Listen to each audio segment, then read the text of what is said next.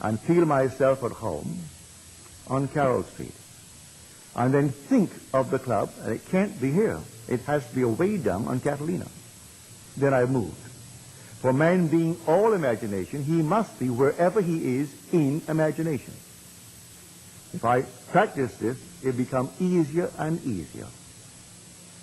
I just read of the story of a very dear friend of mine. He used to come to my, not so many meetings, but I would say once a month he came home for a personal appointment in New York City. And I can now see this perfectly lovely, gracious lady. She had a home in Oyster Bay in Long Island, and she had her apartment in New York City. Her name is possibly one of the most prominent names in America. The name is Roosevelt. She was of the Teddy Roosevelt branch. Her name was Grace. Her husband was Archibald. Teddy was governor of New York. He was vice president of our country. He was president of our country. A very powerful, wonderful leader. He went in there to lead the country. And as he said, I don't consider public opinion. I form what I think is best for our country, and I feed them what they ought to know. I feed them what I think is best for our country.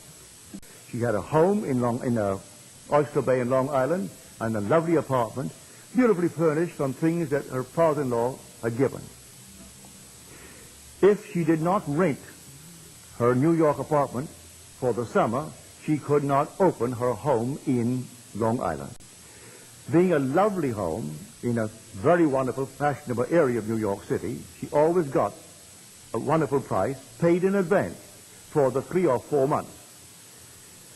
Then came the end of a season where they aren't looking for any homes, and she came to see me. She said, Neville, I am desperate. Unless I rent the place in New York City, we can't open our home in Long Island. I said, all right, it's rented and you're living in Long Island. Oh, but she said, Neville, I can't do that. I said, tonight you sleep in your home in Long Island. But she said, I can't do that. How could I go and sleep there? I said, you don't do it physically.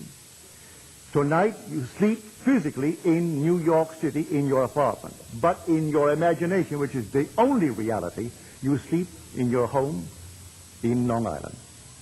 And then you think of your place in New York. And the reason why you see it across the East River is because you are physically sleeping in Long Island. And the reason why you're sleeping there is because you rented it. Put them all together, that's why you're there. She said to me, if it rents, I'll call you. I said, there's no if about it. If, the only if is, if you do it, then you'll call me. I took her to the elevator. She went downstairs, went back to her place. At 9 in the morning, Mrs. Roosevelt is on the phone. She said, Neville, this is Grace Roosevelt. I said, how are you, Mrs. Roosevelt? She said, I'm calling you from Long Island, where I slept last night physically. Said, I went home. No one came at all over the period that your rent places. An agent called and asked if I could show the apartment. A single man came in. He liked the place. Money meant nothing to him. He said, I want immediate possession. But I mean immediate. I mean now. But she said, I can't get out now. I have to call my husband at the office. I don't care what you do. I want immediate possession.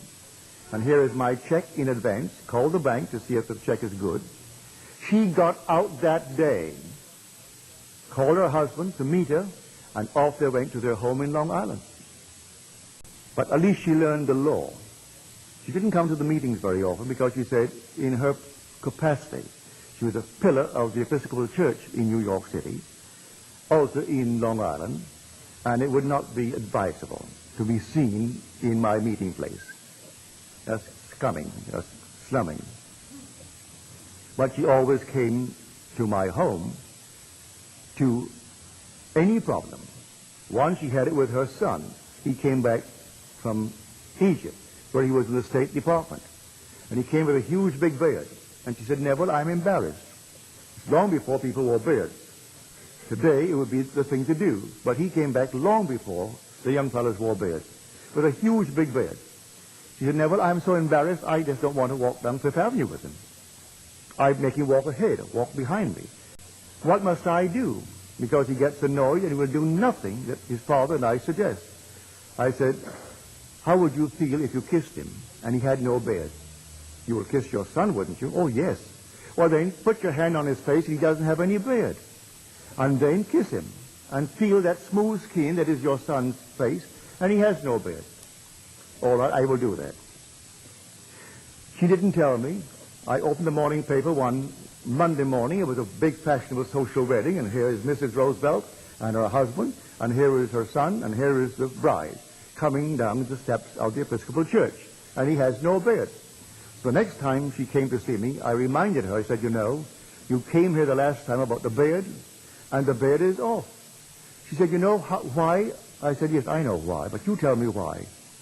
Well, the girl that he married refused to go through with it unless he shaved. She saw the physical act. I said, no, that wasn't it. You promised me that you would kiss him and feel his smooth skin. And you feel the smooth skin and it would come off. She said, I did do it. But the girl demanded it. So she goes back to a physical causation, and it wasn't so at all. There is no natural effect with a natural cause. Every natural effect has an imaginal cause, and the natural only seems.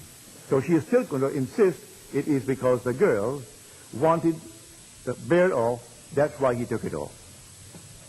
Well, now she knows better. She's now in a world just like this. At least she learned the lesson of the law. She didn't learn the promise, because when I spoke to her, I did not have the promise. I had not realized it. You know the promise because it only happened to me 12 years ago this coming month. So those who knew me before have not heard from me the promise. Those who have known me since, well, they know the promise. So I ask you tonight to please take it seriously. Watch your every imaginal act. And I will say to everyone, don't take anything lightly.